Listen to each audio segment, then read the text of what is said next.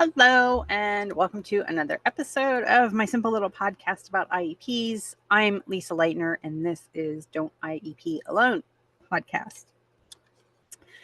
So, listen, there's a lot going on right now in the planet for sure. Remember that the speed and frequency and intensity of what is going on right now is absolutely intentional. It is designed to overwhelm you. It's by design. It's a feature, not a bug. So that is why, you may hear me comment once in a while about a few things, but for the most part, I have made the conscious decision and to be intentional, and I am staying focused on health and education, because even those things, staying focused on those two things can be overwhelming at times because there's so much going on. But health and education is what affects my family the most right now. Um, so this Department of Ed thing, a couple of setbacks. Of course, he appointed Linda McMahon, who she's not experienced. She's not a good fit for the job. She lied on her resume. Um, he's all about style and flash and not substance. And she doesn't care if the Department of Ed is no more. It doesn't affect her at all, or anyone in her family, right? So he appointed her, she got approved, and of course the first order of business was basically to dismantle the Department of Ed.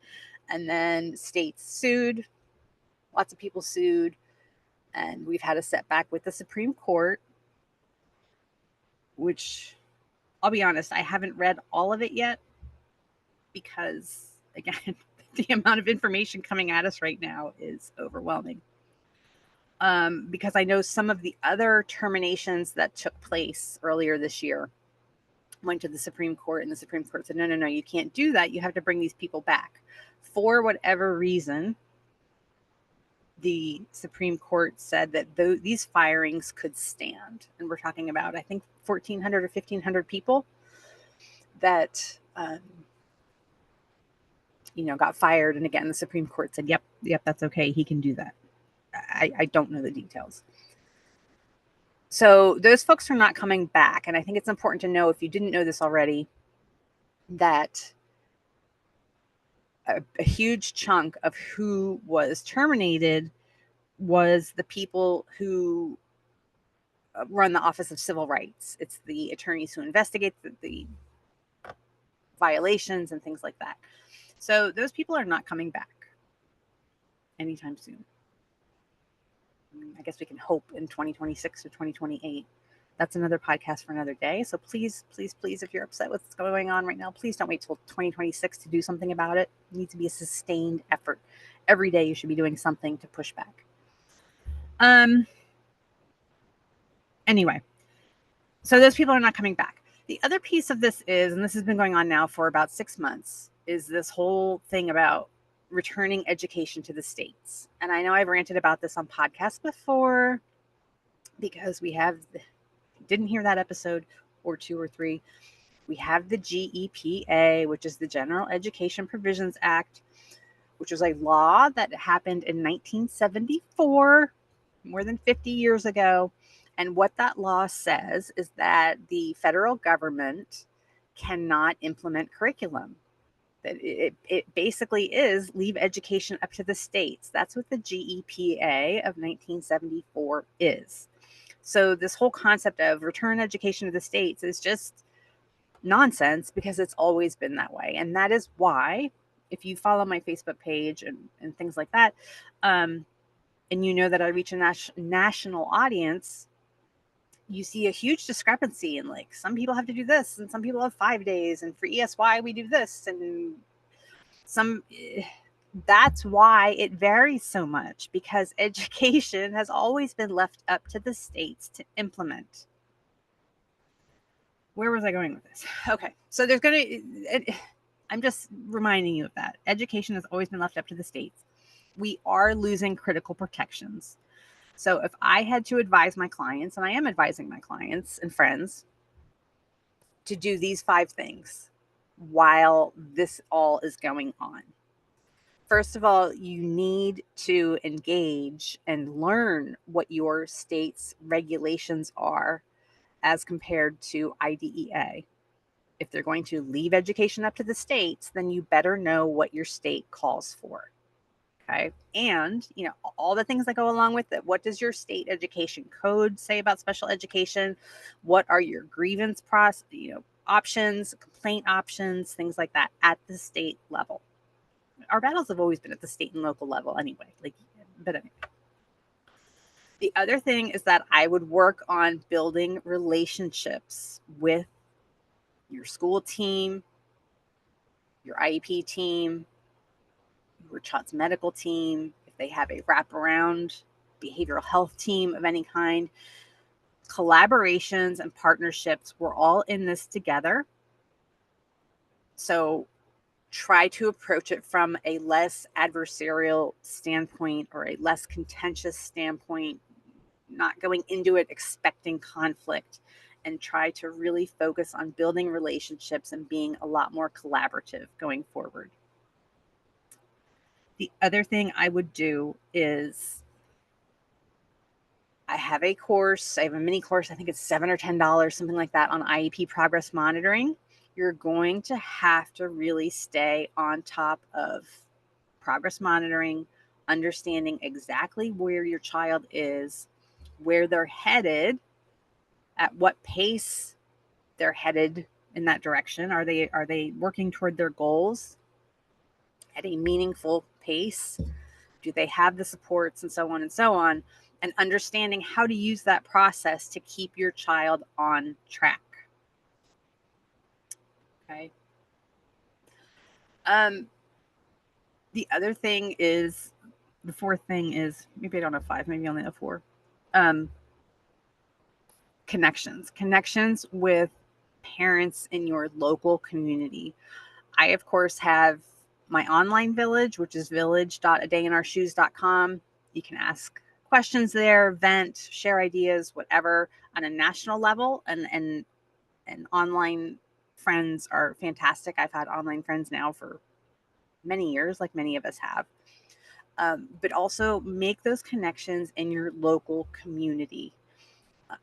Brainstorm, share resources, things like that, because we're going to need to rely on our state and local communities more, because these OCR complaints aren't going to get investigated in a timely manner. That's for sure. There was a backlog on their best day. There was a huge backlog, but now if they've fired half the investigators and they're not coming back, that's going to be an even longer backlog. Work on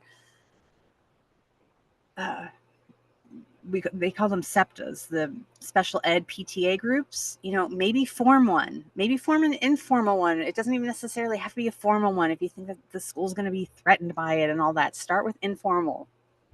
And again, share resources, tips, and ideas. And when we form these groups, keep in mind, and when you are making these connections with other parents in your community and things like that, it's not about getting together so we can gang up on and get the school. That's not what this is about. It's about sharing resources, sharing ideas, and working together to get us out of this mess. Because while there are some teachers who voted for this and think it's great, most teachers are as devastated as we are as to what's going on. And when you go to school and get a teaching degree, that you have a teaching degree. And if you've been teaching for 10, 15, 20 years, it's a big step to change careers at this point. And I know I've been speaking to a lot of teachers, and they feel trapped. Like their working conditions are so horrible, but they can't do anything else. Right? They can't give up that retirement that they've been working on and things like that, which makes sense, right? It makes sense. They shouldn't be treated like this.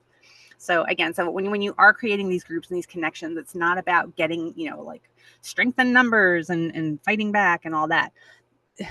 yes, it is about having strength in numbers, but it's not about getting the school unnecessarily. It's about working together. It's about saying, hey, we're all in this together.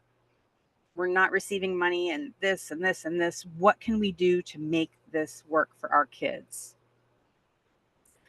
And then, you know what? The last thing, and I hate to say this, anytime 15 years ago, you would have never heard me say this to clients or people, parents.